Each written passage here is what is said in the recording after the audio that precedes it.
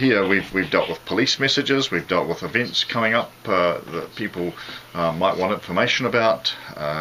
We've dealt with all sorts of local initiatives, and that's why a local station like One Eyed FM has real merit. So I just want to send out a message to anyone who's listening or watching to get in behind this station, because you can make it the real voice of your community, and you can ensure that the sorts of things you want to hear about or talk about or just see and hear are actually reflected in what we do.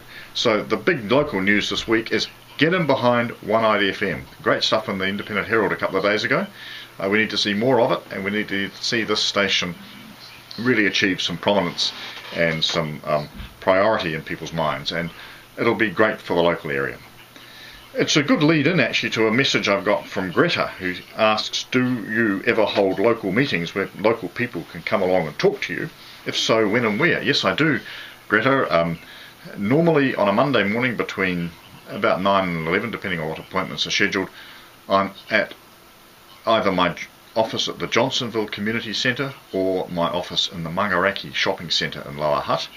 I alternate 2 weeks in Johnsonville, 1 week in Mangaraki. I'm not there every week, but I'm there most weeks.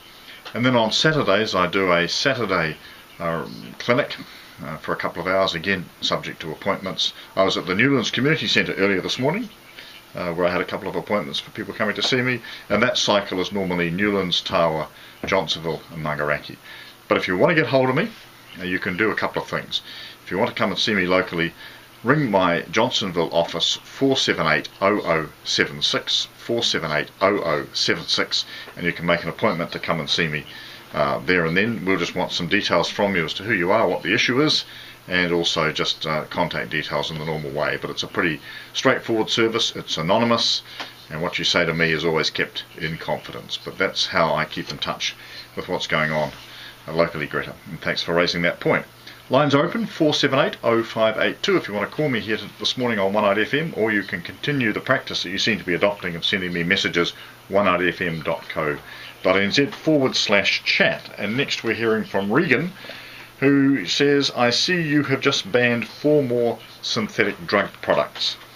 I thought you were going to put in place a tough new regime to control synthetic drugs. Whatever happened to it?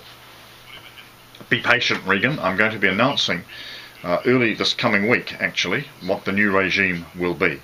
And that will be put in place. There'll be legislation in Parliament later this year, and it will be in place within the year after that. So be patient. It's coming.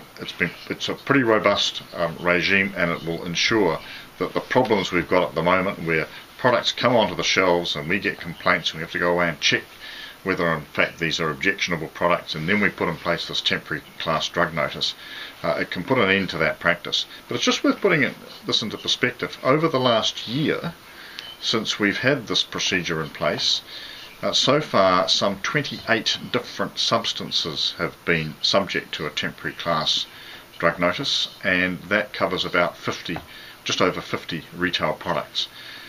It's also interesting to note that the number of admissions to emergency hospitals, or the examples of people misusing those products, has fallen by about 75%. So we've made a huge inroad into the whole area, but as I said at the time last year, that was only a holding pattern until we got permanent legislation in place. The permanent regime has now been developed, and if you just hang on for a few more days, Regan, I'll be announcing its details, and I think you'll be reasonably happy. Now here's an interesting one. Fiona is the next message I've got this morning, and she raises, I think, one of the most interesting questions that's around at the moment for a whole variety of perspectives. And Fiona says, what do you make of the Sensible Sentencing Trust's comments about the Scott Guy murder case? Well, I think it's interesting from a number of perspectives. Firstly, there's the Scott Guy case itself, and the issue is, was Ewan MacDonald guilty or not guilty? Did he just have a good lawyer, or was the jury spooked? That's one issue that's encountering a lot of public debate at the moment. But is it a good idea? Here's my question to you and my concern. When you have a poll in the newspaper saying how many think he's guilty, how many think he's innocent, a jury has found him to be not guilty. But is that a wise or healthy thing to have public opinion polls almost second guessing what juries might come up with? That's the first point. Second point, Fiona, is a group like Sensible Sentencing, which has a viewpoint which I might think is unduly harsh about how people who are affected by the criminal justice system are treated and how the victims are treated. But is it their role to now be almost a de facto police force? Because what they're saying is that they want to investigate the police investigation. They want to check all the details that police had in this case to check that they got it right. It almost implies to me that they start from the presumption that Mr. MacDonald was guilty and that therefore the case should have been developed around proving that point. Now, I wasn't part of the jury, I didn't hear all the evidence, so I don't have a view necessarily on guilt or innocence. But I think our system relies on people being tried by a jury hearing the evidence that was put to it, and then reaching a conclusion.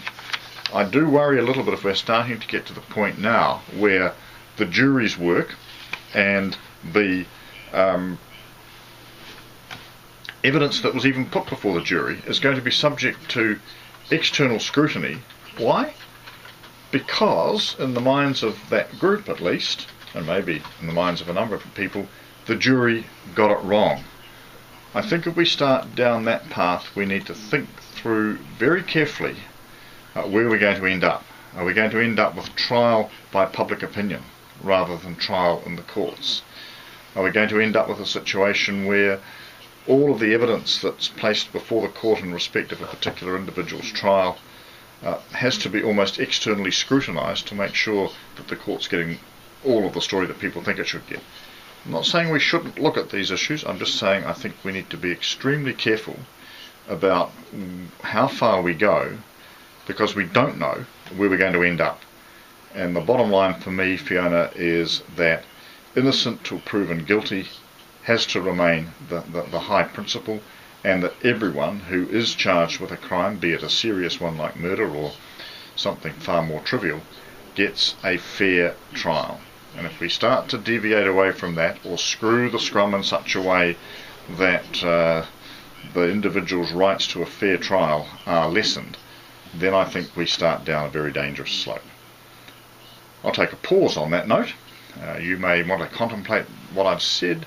You may want to comment on it, and you can do so by ringing in on 47805882 or going to our chat room, oneartfm.co.nz/chat. But in the meantime, more brand new music here from the One Art FM playlist. This is the Babysitter Circus. Everything's going to be all right.